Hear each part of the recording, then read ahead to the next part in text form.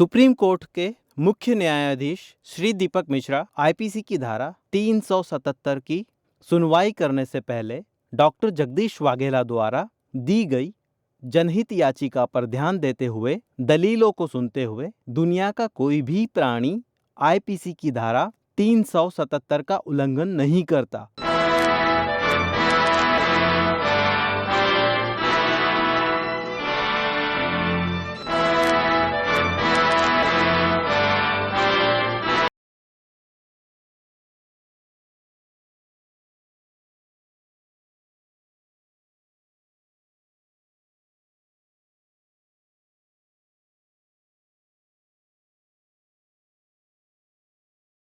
The international problem film और series को लेकर किसी भी प्रकार का वाद विवाद होता है तो मैं doctor Jagdish Vaghela film the international problem के लेखक, निर्माता, निर्देशक होने के नाते मेरी जिम्मेदारी होगी।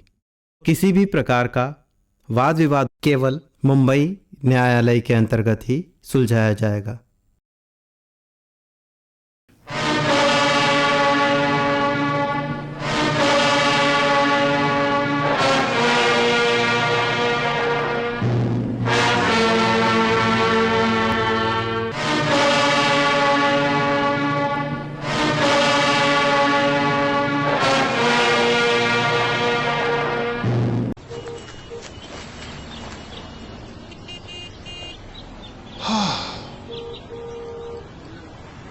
हद है, बस हिंदुस्तान की है पर मैसेज फारसी में लिखा है, कैसे समझेंगे लोग? फारसी में नहीं, हिंदी में लिखा है। आपको समझ आ रहा है? बिल्कुल समझ आ रहा है। कोरोना से जंग अभी जारी है, मास्क ठीक से पहनना सबकी जिम्मेदारी है। मास्क सही से पहने और दूसरों को भी सिखाएं। यहाँ क्लिक करके ये शपथ ले और बहनों से ही साथी बने। नमस्कार, मैं हूं अवनिंद्र आशुतोष। आपका बहुत बहुत स्वागत है हमारे खास कार्यक्रम द इंटरनेशनल प्रॉब्लम में। प्रॉब्लम्स की कोई कमी नहीं इस दुनिया में। हर घर में, हर गली में, हर नुक्कड़ पे अगर समस्याओं की बात होती है तो बात से बात निकलती है और बहुत दूर तक बात चली जाती है। लेकिन एक फिल्म बनी है जिसमें सारी समस्याओं को इकट्ठा किया गया है और कहा गया है द इंटरनेशनल प्रॉब्लम। केंद्रीय फिल्म प्रमाण बोर्ड भारत सरकार द्वारा फिल्म द इंटरनेशनल प्रॉब्लम को यूनिवर्सल यू प्रमाण पत्र देकर शिक्षाप्रद फिल्म का दर्जा दिया।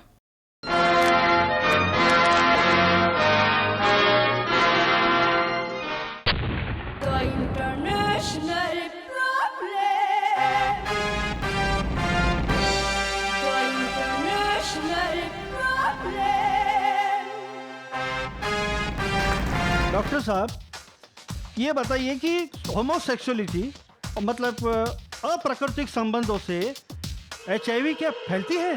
जरूर। पति और पत्नी के बीच जो क्रियाएं होती है वो प्राकृतिक है, जबकि होमोसेक्स अप्राकृतिक ही नहीं, अनैतिक भी है। तो ठीक है डॉक्टर साहब, अगर समलैंगिक विवाह को अगर कानूनी मान्यता मिल जाती है तो उससे क्या फर्क पड़ेगा? क्या आपकी शादी हो गई? अभी तो नहीं, देख रहा हूँ। तो क्या आप किसी अपने समलैंगिक से शादी करेंगे? मर्द से करेंगे शादी? ऐसा कैसा हो सकता है? अगर मैं ऐसा करूँगा तो मैं बर्बाद हो जाऊंगा। और वैसे मैं अगर समलैंगिक विवाह कर लूंगा तो कितनी मुश्किलात आएंगी मेरी जिंदगी में, और फिर मेरे कुल और खानदान का क्या होगा? आपकी इस बात से साबित होता है कि समलैंगिकता कुदरत के खिलाफ है, अप्राकृतिक भी है। हाँ, तो डॉक्टर जी ने आप भी कुछ कहना चाह रहे थे, जरा आप भी खड़े होकर कुछ कहिए हमारे दर्शकों से। मिस्टर अभय, होमोसेक्स भाई दुनिया का कोई भी प्राणी होमोसेक्स नहीं करता है, जैसे कि घोड़ा, कुत्ता, गधा। हमारे इंडियन पिनल कोड की धारा 377 का उल्लंघन नहीं करता है।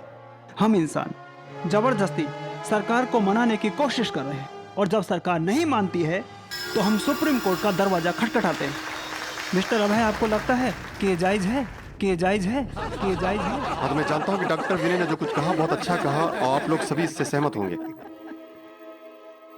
आज जिन पश्चिमी देशों में समलैंगिक रिश्तों को मान्यता मिल गई है, आज हम समलैंगिक रिश्तों पर पश्चिमी देशों की बात करते हैं और दुहाई देते हैं। पर अरब मुल्कों में आज भी समलैंगिक रिश्तों का गुनाह करने वाले को सजाए मौत का प्रावधान है। धारा 377 पर हम पश्चिमी देशों की बात करते हैं और उनकी मिसाल देते हैं, तो हम अरब मुल्कों से ये नसीहत क्यों नहीं लेते? इंसानी कौम का शानदार इतिहास गुमनामी के अंधेरे में लापता ना हो जाए। हाँ उदय जी, पूछिए, आप क्या पूछना चाहते हैं? डॉक्टर साहब, क्या होमोसेक्सुअल और लेस्बियन बीमारी ठीक हो सकती है? होमोसेक्सुअल कोई बीमारी नहीं है। हाँ, इन लोगों की मानसिकता का इलाज होना चाहिए। उनको उनके मर्द होने का एहसास दिलाया जाए, उनको उनके अंदर सोए हुए मर्द को जगाया जाए और उनको ये यकीन दिलाया जाए कि वो इस मुसीबत से ठीक हो जाएंगे। और अगर वो अपना पूरा इरादा पक्का कर लेते हैं तो एक दिन ऐसा आएगा कि वो इस मुसीबत से उनको छुटकारा मिल जाएगा, तो 100% वो ठीक होंगे। ये मेरा दावा है। यही सारी बातें लेस्बियन पर भी लागू होती हैं। अगर वो ठीक होना चाहे तो वो भी ठीक होती हैं। दुनिया के किसी भी धर्म में, किसी भी जाति में, किसी भी समाज में होमोसेक्सुअल जायज नहीं। जो लोग इसको प्रोत्साहन दे रहे हैं, उनकी मानसिकता का इलाज होना चाहिए। सुप्रीम कोर्ट समलैंगिकता को अपराध बताने वाली आईपीसी की धारा 377 के अपने फैसले पर पुनर्विचार करेगा। सर्वोच्च न्यायालय ने मामले को मुख्य न्यायाधीश की अध्यक्षता वाली 3 सदस्यीय जजों की बेंच से बड़ी बेंच को पास भेज दिया है। सुप्रीम कोर्ट ने केंद्र सरकार को नोटिस भेजकर जवाब मांगा है। दो वयस्कों के बीच आपसी सहमति से बने समलैंगिक संबंधों को क्या अपराध के दायरे से बाहर रखा जाना चाहिए? अब इस मुद्दे पर सुप्रीम कोर्ट की संविधान पीठ विचार करेगी। कोर्ट आईपीसी की धारा 377 की संवैधानिक वैधता को बरकरार रखने के दिसंबर 2013 के अपने ही फैसले पर फिर से विचार करने के लिए तैयार हो गई है। चीफ जस्टिस दीपक मिश्रा की अध्यक्षता वाली 3 जजों की बेंच ने मामला बड़ी बेंच को सौंप दिया है। गुरुवार को सुप्रीम कोर्ट ने आईपीसी की धारा 377 को मनमाना करार देते हुए ऐतिहासिक फैसला सुनाया। कोर्ट ने कहा कि 2 बालिगों के बीच अगर सहमति से समलैंगिक संबंध बनाए जाते हैं तो उसे अपराध नहीं माना जाएगा। सुप्रीम कोर्ट के फैसले के बाद सोशल मीडिया पर इस तरह की खबरें शेयर होने लगी कि अदालत ने धारा 377 को ही खत्म कर दिया है, जबकि ये सच नहीं है। कोर्ट ने धारा 377 को मनमाना जरूर करार दिया, लेकिन उसे खत्म नहीं किया है। कोर्ट ने अपने फैसले में साफ कहा, अगर बिना सहमति के समलैंगिक संबंध स्थापित किए जाते हैं तो उसे अपराध ही माना जाएगा। इसके अलावा नाबालिगों और पशुओं के साथ अप्राकृतिक संबंध बनाना अब भी अपराध के दायरे में ही रहेगा। यानी धारा 377 के बाकी प्रावधान जैसे थे वैसे ही रहेंगे। सिर्फ 2 बालिगों के बीच सहमति से सेक्स को अब क्राइम नहीं माना जाएगा। इसके पहले आपको बता दें कि मामले की सुनवाई के दौरान भी चीफ जस्टिस दीपक मिश्रा की अगुवाई वाली संवैधानिक बेंच ने कहा था कि वो साफ करना चाहते हैं कि वो धारा 377 को पूरी तरह खारिज नहीं करने जा रहे, बल्कि वो धारा 377 के सिर्फ उस प्रावधान को देख रहे हैं जिसमें 2 बालिगों के बीच समलैंगिक संबंधों को अपराध कहा गया है। और इसी को आगे बढ़ाते हुए गुरुवार को सुप्रीम कोर्ट ने ये ऐतिहासिक फैसला सुनाया।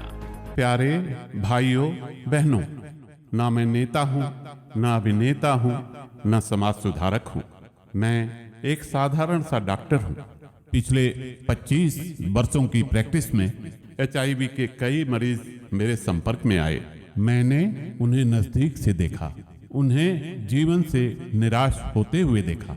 मैंने एक ऐसे मरीज की मौत को देखा, घर परिवार वाले लाश को छूने को तैयार नहीं थे, जो लाश उनके अपने लाडले की थी। मैंने एक परिवार की मौत के बारे में पढ़ा था। HIV के मरीज ने बदनामी के डर से बीवी बच्चों की हत्या करके खुद आत्महत्या कर ली। पीछे कोई सुसाइड नोट भी नहीं छोड़ा। उनकी मौत एक रहस्य बनकर रह गई। ऐसे किस्से कभी कभार सुनाई पड़ते हैं, जबकि हकीकत इसके विपरीत है। आज से करीब 20-22 वर्ष पहले HIV के कुछ मरीज मेरे संपर्क में आए। वह आज भी मेरे साथ हैं। उन्हें देखकर कोई ये सोच भी नहीं सकता कि ये मरीज HIV के शिकार हैं। यह संदेश आप तक पहुंचाने की कोशिश इस फिल्म के माध्यम से कर रहा हूं। साथ साथ IPC की धारा 377 के बारे में इस फिल्म में प्रकाश डालने की कोशिश की गई है। धारा 377 को लेकर कोई वाद विवाद होता है तो इस विषय पर सुप्रीम कोर्ट में सुनवाई चल रही है। हमें सुप्रीम कोर्ट के फैसले का इंतजार करना होगा। आज इस समस्या ने अंतर्राष्ट्रीय रूप धारण कर लिया है, तभी तो ये इंटरनेशनल प्रॉब्लम कहलाती है। इस फिल्म से जो भी लाभ होगा वो HIV के मरीजों को सप्रेम भेंट। धन्यवाद।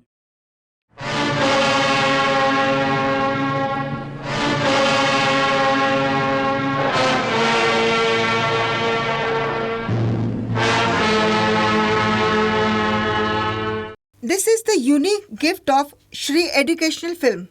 This film is being directed and produced by Dr. Jagdish Waghela. The international problem.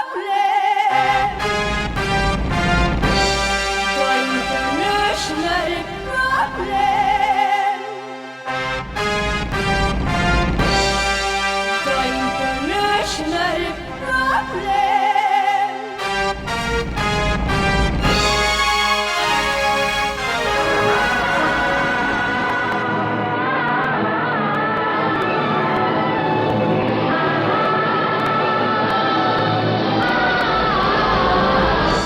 international problem.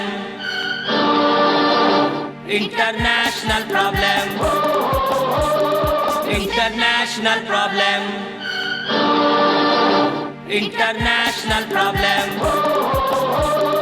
International problem.